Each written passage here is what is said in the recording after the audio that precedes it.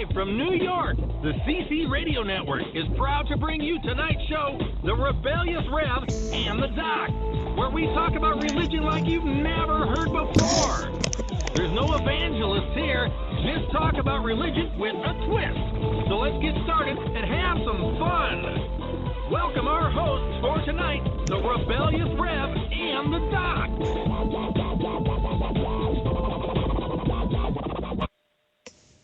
There is no heaven, there is no hell, there is only this world and its dark reflection. And we do not know in which of the two worlds we are. We are here live in New York with the Rebellious Rev and the Doc. I'm the Rev. And I'm the Doc. Good evening, ladies and gentlemen. Welcome to our show. We are definitely in the dark here tonight. Dr. Walker and myself have been started bantering before the show started. Well, we actually, that's true. I mean, we've been going at it for the last half hour. I know, we should be doing it on air. Which is exactly what you said. Yeah. Save it for the air. Well, let's get started, ladies and gentlemen. So much is going on and so little at the same time. As Dr. Mark was telling me earlier, it seems like some of the rioting and protesting has calmed down. I really haven't been hearing much about it, so I assume that's what's happening. But I remember in the old days when me and Mark were protesting, protests used to be laying down. Instead of rioting used to lay down, have a sit-in, and the police would carry you out. Yeah, it's what it used to be. Yeah. Or people go on hunger strikes. Now they start breaking windows when there's a riot, and they do all sorts of nasty things. Well, actually, don't forget, we can't confuse, the marching that went on 3 weeks ago, for a good week, a solid week in major cities across the country, with the demonstrations that are going on now because various police organizations, various policemen across the country are standing trial for shooting and killing black motorists. So right now that seems to be taking up most of the headlines, along with Trump's the hopefuls that keep going through that revolving door at Trump Plaza in hopes of convincing the Donald that they can do a good job and be beneficial to his presidency. Yeah, I understand there was some Democrats walking through the ranks today or yesterday. You heard about that? Yeah, there was one Democrat, I can't remember the name. Oh, they were talking about Joe Manchin, and from Senator from West Virginia. My microphone is not working, Mark, so let me see what's going on. I don't know. Yeah, mine seems to be. So people not because my microphone is turned off, I guess. But before we forget, let me just give you our number. Well, listen, we're going to start all over live from New York. It's the Rebellious Rev and the Doc. What, are you going to do the whole thing all over again? I'm going to just cut out the first 5 seconds. Okay. Live from New York. All right, you said that. I know, but you keep you're interjecting. So now this whole part that we're talking about hopefully is going to be cut out. So we're going to say live from New York. It's Rebellious Rev and the Doc. I'm the Rev. I'm the Doc. And tonight's show is going to be a wild one. Our phone number is 646-595-3275. The Doc and I have been bantering now for about a half an hour. What a waste of time for us. We'll never be able to duplicate what we did off the air. Well, I read what you wrote and I edited it and made improvements. And right away you don't like what I had to say. Well, you changed you changed my meanings. You took away the protests of the old days, where people used to just lay down on the But you on the didn't say ground. that. Yes, I did. You said you only mentioned the protests of old. Yeah, That's what you said. You said nothing about what was done. I said Okay. yes. No, I said protests of old, where they used to. I thought I wrote down would they lay down No. or do a hunger strike. But let's face it, the problem is that the protests have so far, for the most part, they've, petered out. The protests have ended about, I would say, a good week and a half to 2 weeks ago. That first week after Election Day, it was really very hot and heavy. People saying he's not my president, he'll never be my president. I can understand their feelings. It was a total shock, but both sides were wrong in how they handled the outcome. At Harvard, every 4 years, this happened yesterday. At Harvard, the various committees, Trump's election committee and Hillary's election committee sat down at the Kennedy School of Politics, because every 4 years they put out a book on what it was like to run the campaigns. And there was just the news people who were there, the journalists who were chairing this, I wouldn't say debate, but that's what it turned out to be, were very upset by the way things turned out. There was no humility. They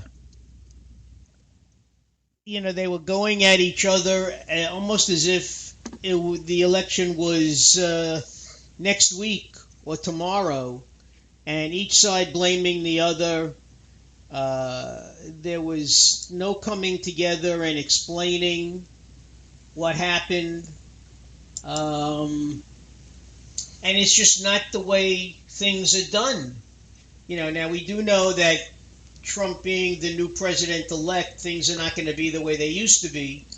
But by the same token, he's on his victory lap, and he's certainly entitled to have a victory lap. But he's stirring up his crowd, his base. His base it doesn't take much for his base to get stirred up anyway. But rather than be presidential and say, look, we have to look forward to the next 4 years and using his own language, how we're going to make America great.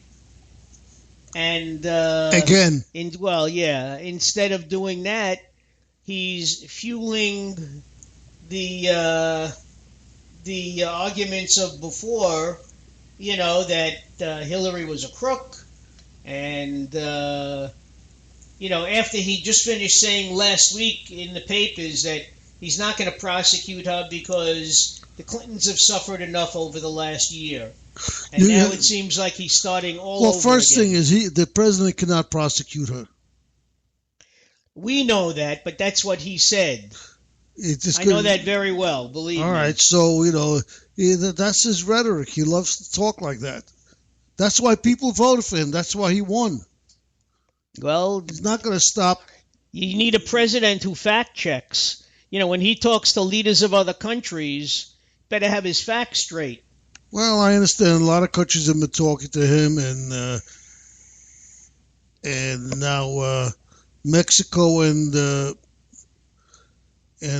president of Mexico and the president of Canada have agreed to renegotiate NAFTA, whatever it's called. They agreed to renegotiate it.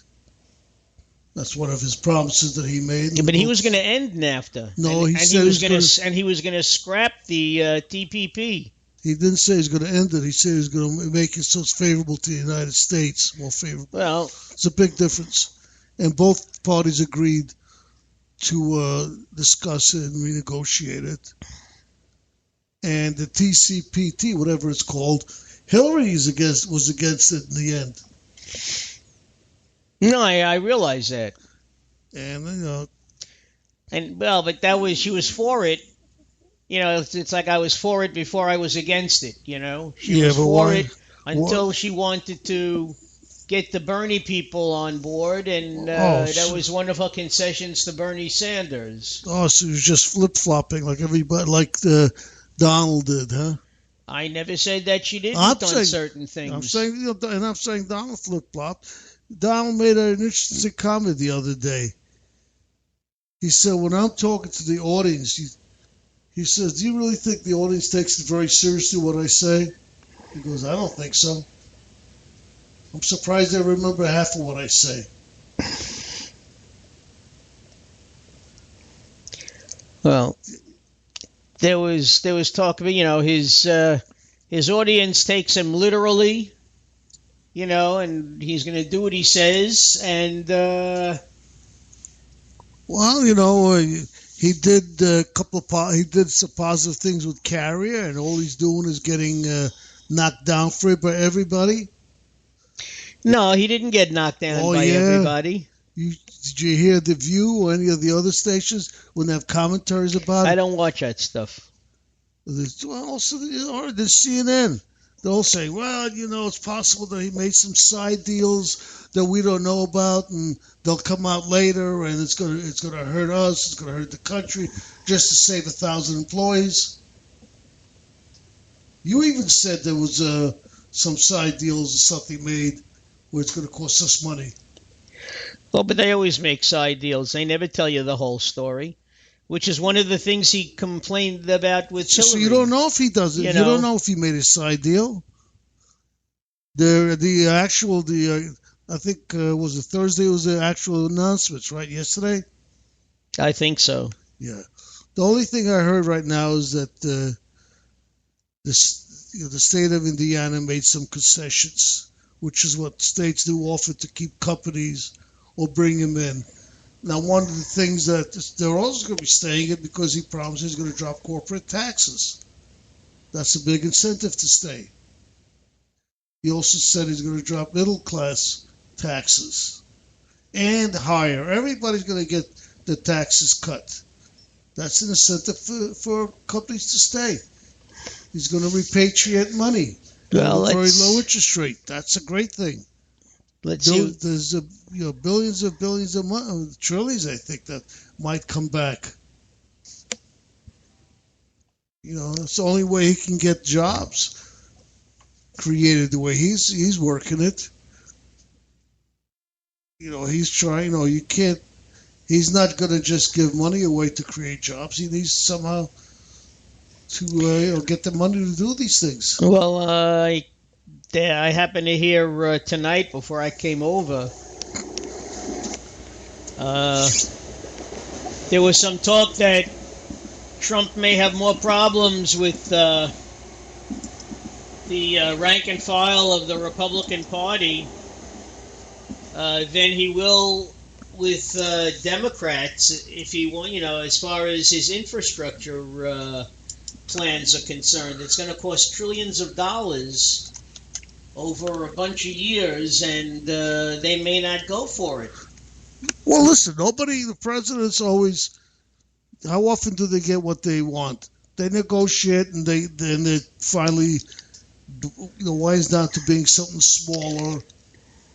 Well, but instead of shrinking government, that would be, government creating, after hearing from the Republicans that over the last 7 or 8 years, when they kept telling Obama that private industry creates jobs and not the government, now Trump is turning around and saying the government should be doing these things and sponsoring it. So, well, somebody's got to. Who's going to? Yeah, but I'm not complaining about that. No, I'm saying somebody's got to do the infrastructure.